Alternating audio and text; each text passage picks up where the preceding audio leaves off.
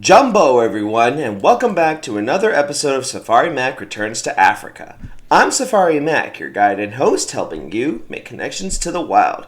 Now, today we are along the famous Tsavo River, where as we decide to flow down with it, we're going to meet up at a special place to reveal partially of what will be next week's episode. But today we're gonna meet an animal that doesn't exactly have maybe the best or maybe the most simpatico relationship with the human public right now. Meet the Nile monitor lizard, or known by their Latin name, Varanus niloticus. So if you're ready to go hunting, I'd like to advise caution because they do have a bit of a bite and they are super aggressive. Then we'll get started. But if you're new to my channel, hit that like and subscribe button. Check out my Facebook page for content on conservation. And if you have a animal question or request in the future, just send me an email, which you will always find the link to down in the description below. But if you're ready, I'm ready. Let's get started.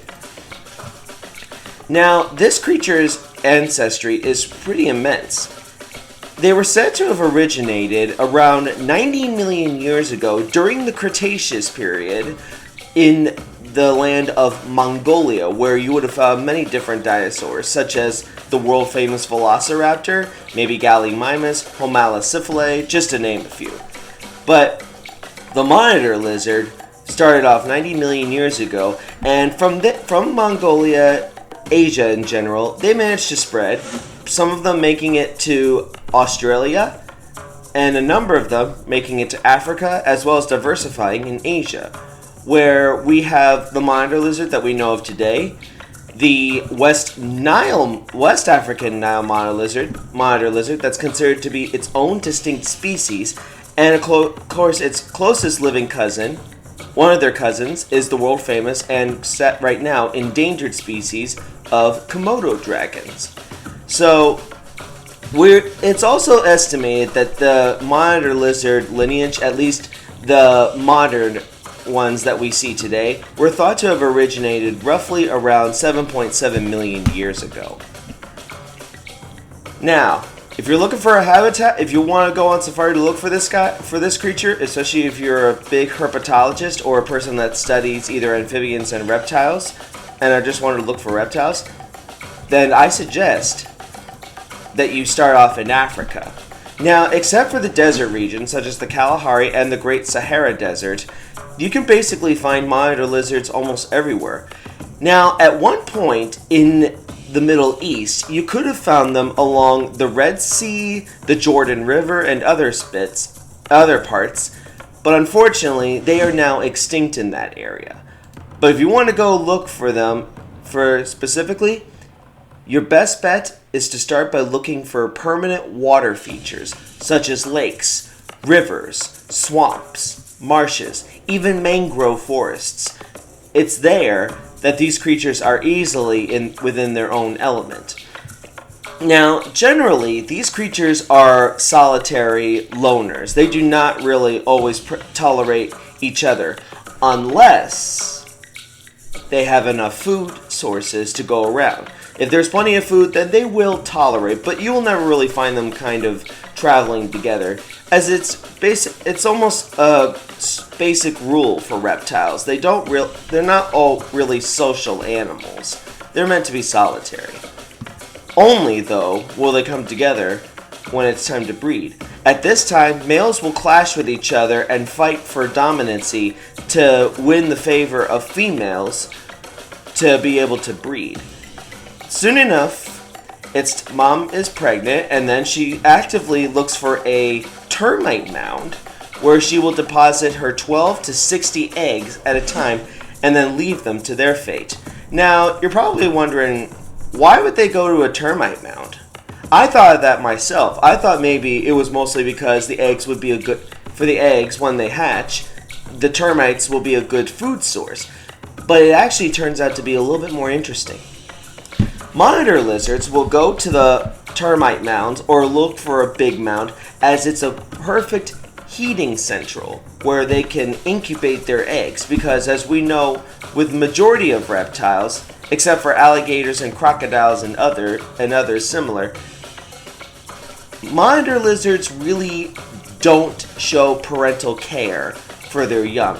They just go to where they can where they can find a place to lay, bury or conceal their clutch, and then most of the time they abandon them to their own fate.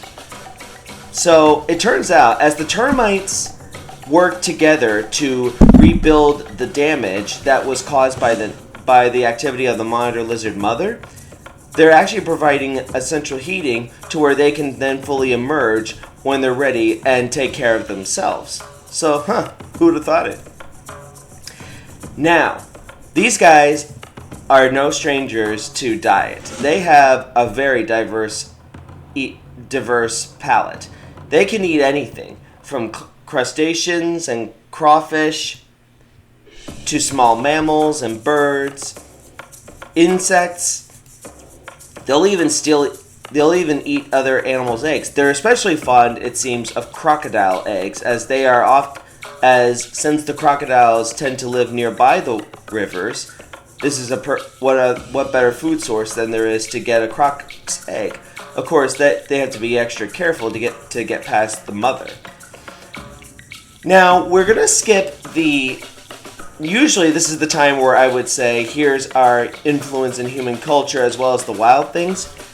We are actually going to skip that today because I want to talk to you about something else that's kind of important. Unfortunately, they're a very problematic species, especially here in Florida. Now, you're probably wondering, what would they be doing in Florida?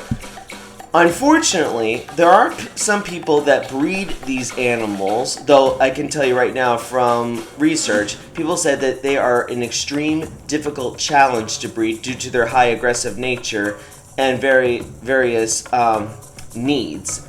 But a number of them, some of them may have been intentional releases by prospective pet owners that didn't realize how dangerous or even how aggressive they can be or even how big they can get, as well as having escaped from a place where they originally were living. It has happened, unfortunately, and it's not just monitor lizards. I'm talking our Burmese python problem, our green iguana problem. Many species have now called the Sunshine State home. And unfortunately, it really is taking a very nasty and ugly toll on our Florida native wildlife. In fact, here's a really wild example. One of the highest populations of monitor lizards here in Florida, in all the counties of Florida, also coincides with the county that has the most burrowing owls. So, because of their adaptability to wetland habitats, so like I said, the tropical swamp, the grassland regions, as long as they can have an available water source all year round, then they're highly adaptable animals. And so unfortunately, this makes them problematic. Any species that can thrive in an area that has no form of natural control, we're just asking ourselves for trouble. So, I mean, if we can't stop them, what's to prevent our natives from becoming extinct? A number of them have actually become highly endangered. Not really the burrowing owl, at least to my knowledge, but I mean many animals, not just mammals or birds, but reptiles, amphibians, even insects are becoming critically endangered because of invasive species. So, question is, what now? Now, currently, if you want to help eradicate the problem, know that there is no bag limit to catching Nile monitors, but they are protected from cruel and inhumane practices of killing them. So we need to be more cautious about what animals that we get as pets. So that's it for this episode. Be sure to join me next week as we make it to the Tsavo Bridge to talk about the legendary Tsavo man-eating lions as a little history lesson. But until then, this is Safari Mack. I'll see you all out there.